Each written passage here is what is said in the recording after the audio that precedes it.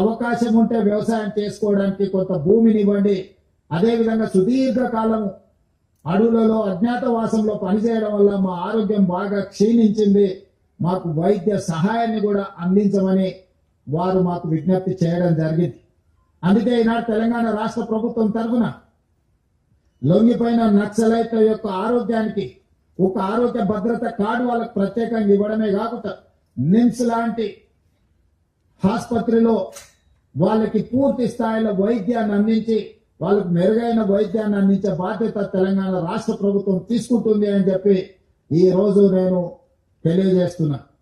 అదేవిధంగా రివార్డు విషయంలో కూడా సెంట్రల్ కమిటీ కానీ స్టేట్ కమిటీ కానీ దళ కమాండర్లు కానీ లేకపోతే వివిధ హోదాలలో ఉన్న వాళ్ళని కూడా వాళ్ళ యొక్క హోదాలను బట్టి ప్రభుత్వం కొంత ఉదారంగానే వ్యవహరించి వాళ్లకు మంచి ఆర్థిక సహాయాన్ని కూడా అందించడానికి తొందరలోనే డీజీపీ గారిని, చీఫ్ సెక్రటరీ గారిని, ఇతర అధికారులతో 1993లోనే ఆనాటి ఉమ్మడి ఆంధ్రప్రదేశ్లో నక్సలైట్ల యొక్క రిహాబిలిటేషన్ కోసం ప్రత్యేకమైన ప్యాకేజీలను ప్రకటించడం జరిగింది. అందుకే ఈరోజు దాదాపుగా 30 సంవత్సరాలలో వివిధ సందర్భాలలో వాళ్ళకి ఇచ్చిన నగదు కానీ ఇతర వసతులను ఇంకా మెరుగ్గా వాళ్ళకి అందించేటట్టు ఈరోజు చీఫ్ సెక్రటరీ, డీజీపీ గారు ఇతర అధికారులతో మాట్లాడి నగదును కూడా పెంచే ప్రయత్నం చేస్తాం.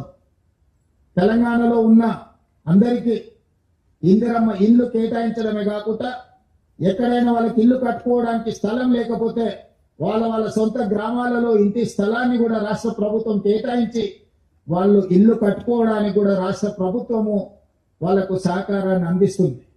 భూమి విషయంలో కొంచెం గ్రామాలలో ఈరోజు భూములు అందుబాటులో లేవు కాబట్టి భూ కేటాయింపు విషయంలో నేను ఇప్పుడు ఎలాంటి మాట చెప్పలేను. ఉండడానికి ఇల్లు, మెరుగైన వైద్యము, అదేవిధంగా వాళ్లకు నగదు బహుమతి, వీటన్నిటిని కూడా వాళ్ళకు అందించి సమాజంలో ఒక ఆత్మగౌరవంతో కూడిన జీవన విధానాన్ని కొనసాగించడానికి రాష్ట్ర ప్రభుత్వం సంపూర్ణంగా సహకరిస్తుంది. ఇవన్నీ ఏర్పాటు చేసే ముందు రాష్ట్ర ప్రభుత్వం చెబుతున్న ఒకే ఒక అంశం, ఈ రాష్ట్రంలో హింస కుదరదు, హింస ద్వారా సమస్యలకు పరిష్కారం దొరకదు. హింసకు పాల్పడిన ఆయుధాలను తమ చెంత పెట్టుకున్న చట్టపరంగా ప్రభుత్వం వ్యవహరిస్తుందని అమిత్ షా గారు చెప్పడం జరిగింది. ఈ రోజు రాష్ట్ర ప్రభుత్వంలో ఉన్న సంస్థలే కాదు, కేంద్ర ప్రభుత్వానికి సంబంధించిన సంస్థలు కూడా ఈ యాంటీ నక్సల్స్ ఆపరేషన్స్ లో పాల్గొంటున్నారు. వీళ్ళకి సంబంధించిన సమాచారాన్ని కూడా ఎన్ఐఏ లాంటి సంస్థలు సంక్షిప్తంగా ఎక్కడికక్కడ సమాచారాన్ని సేకరిస్తున్నారు. ఆ సంస్థలు కూడా కఠినంగా వ్యవహరిస్తాయి. కాబట్టి ఈ రోజు అజ్ఞాతవాసంలో ఉన్న నక్సలైట్లకు నా సూచన, విజ్ఞప్తి, నా పిలుపు ఒక్కటే, మనమందరం ప్రజాస్వామ్యంలో ప్రజాస్వామ్యబద్ధంగా ప్రజా సమస్యల్ని పరిష్కరించుకుందాం. తెలంగాణ రాష్ట్ర ప్రభుత్వం ఎల్లవేళలా మీతో చర్చించడానికి సిద్ధంగా ఉంది. అందుకే ఆయుధాలతో సహా మీరు ఈ రాష్ట్ర ప్రభుత్వం యొక్క పిలుపు మేరకు మీరు సరెండర్ అవుతే అన్ని రకాలుగా తెలంగాణ రాష్ట్ర ప్రభుత్వం మీ బాగోగులను చూసుకుంటుంది. కేంద్ర ప్రభుత్వానికి కూడా నేను విజ్ఞప్తి చేసిన, అమిత్ షా గారు కూడా తెలంగాణ రాష్ట్ర ప్రభుత్వానికి స్వేచ్ఛ ఇచ్చిందో, ఆరోగ్యం విషయంలో, ఆర్థిక వెసులుబాటు విషయంలో, నివసించడానికి ఇంటి స్థలము, ఇల్లు నిర్మాణానికి ఆర్థిక పరమైన సహాయంలో కూడా మమ్మల్ని స్వేచ్ఛగా ముందుకు వెళ్ళమని అమిత్ షా గారు చెప్పిండు మొన్న జరిగిన చర్చల సందర్భంగా. అందుకే కేంద్ర ప్రభుత్వం సూచన మేరకు తెలంగాణ రాష్ట్ర ప్రభుత్వం విజ్ఞప్తి చేస్తుంది, ముప్పాలపు లక్ష్మణరావు గారు అలియాస్ గణపతి గారితో సహా, ఎందుకంటే కొండపల్లి సీతారామయ్య గారి తర్వాత నక్సలిజంలో అంత గుర్తింపు, ప్రజల యొక్క గుర్తింపు ఉన్న వ్యక్తి గణపతి గారు. 75 సంవత్సరాల పైగా వారి వయసు ఉండొచ్చు, వారి ఆరోగ్య పరిస్థితి కూడా బాగలేదని మా అధికారులు నాకు చెప్పడం జరిగింది. వారి ఆరోగ్యానికి, వారి ప్రాణానికి వారు సరెండర్ అవుతే తెలంగాణ ప్రభుత్వం పూర్తిగా రక్షణ కల్పిస్తుంది. వారితో సహా సెంట్రల్ కమిటీ కానీ స్టేట్ కమిటీ కానీ వివిధ హోదాలలో అజ్ఞాతవాసంలో ఉన్న నక్సలైట్లను జనజీవన స్రవంతిలోకి రాండి అని చెప్పి తెలంగాణ రాష్ట్ర ప్రభుత్వం పిలుపు ఇస్తుంది. ఈ పిలుపు ద్వారా ఒక మంచి పరిణామం తెలంగాణ రాష్ట్రంలో జరగాలి. ఈ రోజు సాధించుకున్న తెలంగాణను పునర్నిర్మించుకుందాం. మీరందరూ కూడా జనజీవన స్రవంతిలోకి రండి. తెలంగాణ పునర్నిర్మాణంలో భాగస్వాములను కాండి. గ్రామీణ ప్రాంతాలలో, తండాలలో, గూడాలలో, మారుమూల పల్లెల్లో, అటవీ ప్రాంతంలో ఉన్న గిరిజనుల యొక్క హక్కులను, అక్కడ వాళ్ళ ఆర్థిక స్తోమతను పెంచడానికి ఈ ప్రభుత్వం కట్టుబడి ఉన్నది. ఈ ప్రభుత్వం అన్ని వసతులను ఏర్పాటు చేస్తుంది. కాబట్టి సరెండర్ కావాల్సిందిగా, ఆయుధాలను చెప్పాల్సిందిగా ప్రభుత్వం ఇచ్చిన పిలుపుతో మీరు ముందుకు వస్తారని మా ప్రభుత్వం ఆశిస్తున్నది. आज पत्रकारों से मैं एक ही बात कहना चाहता हूं। कुछ दिन पहले जो central committee members Chandranna, Devji, Damodar, Sujata Kaur उनके साथी मुझे मिलने के लिए आए थे। वो लोग ये सुझाव दिए कि आगे भी गणपति जी अभी जितना भी जो अंडरग्राउंड में है, जो जंगल में जनता के लिए जो लड़ रहा है हथियार लेकर, वो सब लोग अगर राज्य सरकार, केंद्र सरकार सहकार दिए तो उन लोगों को एक भरोसा दिलाए तो वो लोग जनजीवन स्रवंती में मिलने के लिए तैयार है। तो वो चर्चा हुई। उसके बाद में दिल्ली गया हुआ है, गृह मंत्री अमित शाह जी से मैं मिला। जो सेंट्रल कमेटी मेंबर जो प्रपोजल किए वो प्रपोजल उनके सामने रखा। मैं तेलंगाना राज्य में 2024 के बाद हम लोग कुछ कम 700 नक्सलवादियों को सरेंडर करवा लिए। 250 हथियारों को भी वो लोग सरेंडर के। आज के तारीख में 130 लोग, 124 हथियार, उसमें AK-47, SLR, अच्छे वेपन्स हथियार आज सरेंडर किए।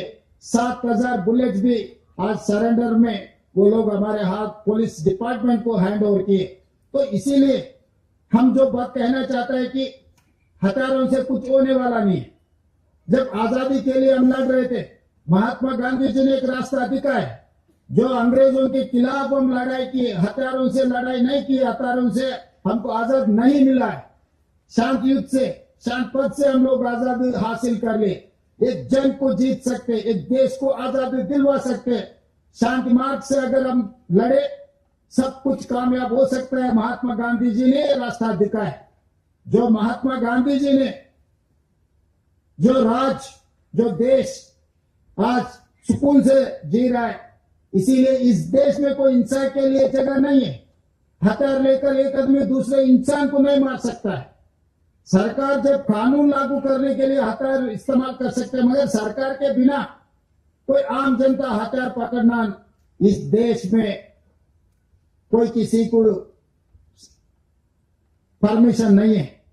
इसीलिए गणपति जी से लेकर जो सेंट्रल कमेटी मेंबर्स है, जो अंडरग्राउंड नक्सलवादी है, गृह मंत्री जी से मेरी बात हुई। गृह मंत्री जी ने साफ ने ये कहा कि किसी के हाथ में हथियार नहीं रहना। अगर हथियार है, सरकार उनके पीछे पड़ने वाला है। तो हथियार छोड़कर जनजीवन में आ जाओ। तेलंगाना सरकार आपको भरोसा दे रहा है। तेलंगाना सरकार ने आपके हेल्थ के लिए, री एम्प्लॉयमेंट के लिए, आपको रहने के लिए घर, सब कुछ तेलंगाना सरकार ने आप लोगों को वादा कर रहा है। किसी को भी इसमें जिसको भी तकलीफ है, तकलीफ दूर करने के लिए तेलंगाना सरकार और हमारा अधिकारी सब लोग तैयार है। इसीलिए इतने लोग 130 लोग एक जगह में, मेरे ख्याल से अभी तक इस देश में इतने सारे हथियारों के साथ इतने सारे नक्सलवादी कोई किसी सरकार के सामने सरेंडर नहीं हुए। आज मैं खुशी से कहना चाहता हूं, इतने लोग जो जनजीवन में आ गए, जंगल छोड़कर हथियार सरकार के हाथ में दे दिए, ये खुशी की बात है। आगे भी अगर कोई भी बचा है, 7 सेंट्रल कमेटी मेंबर्स, कुछ बड़ा नेता लोग है बोल के हमारा अधिकारी दिखाए कि वो 7 है 70 है, मुझे पता नहीं। मगर हर किसी का मेरा गुजारिश एक ही है, हथियार से आप जीवन नहीं कर सकते। हथियार से दूसरे इंसान को आप डरा नहीं सकते। हथियार से आप कुछ चलाने के लिए कोशिश किए तो कोई फायदा नहीं है। इसीलिए आज जो कार्यक्रम हो रहा है, हम जिसको मदद किए तो सब लोगों के आज, जिसमें भी जो लोग हैं आपके पुराना साथियों को आप एक ऐलान करो कि वापस आके जनजीवन में मिलने के लिए। यह सरकार आपके सरकार है, आपके उम्मीद से सरकार बना हुआ है। हम डेमोक्रेटिक प्रोसेस में, not with bullet, we can do miracles with ballot. तो बैलेट में आप आ जाओ। चुनाव में जो जो राजनीति में जो पॉलिटिकल पार्टी से आप वो पॉलिटिकल पार्टी के प्लेटफॉर्म के ऊपर आप चुनाव लड़ सकते हैं और पब्लिक के जो तकलीफ है दूर भी कर सकते हैं। इसीलिए आज हमारे तेलंगाना सरकार, हमारे अधिकारी लोग जो अच्छा काम किए, वो सब लोगों को मैं अभिनंदन देना चाहता हूं। मेरा पत्रकार मित्रों से भी मेरा एक ही गुजारिश है, आप लोग भी आपके माध्यम से ये कह दो कि आने वाले दिनों में, क्योंकि केंद्र सरकार ने मार्च 31, 2026 के अंदर इस देश में नक्सलवादियों को साफ करने का ऐलान किया हुआ है, तो इसमें हिंसा नहीं होना है मेरे तरफ से। न केंद्र सरकार न नक्सलवादी, कोई किसी का जान गए, कोई पुलिस ऑफिसर के जान गए, कोई पुलिस के जान गए, कोई नक्सलवादी के जान गए, इस देश के जनता है वो लोग। किसी का जान उनके परिवार के लिए बहुत कीमती है, इस देश के लिए भी बहुत कीमती है। इसीलिए किसी का जान लेने का कोई किसी का सोच नहीं है। एक अच्छा रास्ता हम दिखाएंगे और 25 दिन बाकी और 20 दिन बाकी है। 20 दिन के अंदर जितने भी सेंट्रल कमेटी जो पूरा अंडरग्राउंड में जितना भी लोग है, 31 मार्च के अंदर हम लोग सचमुच आगे आकर ये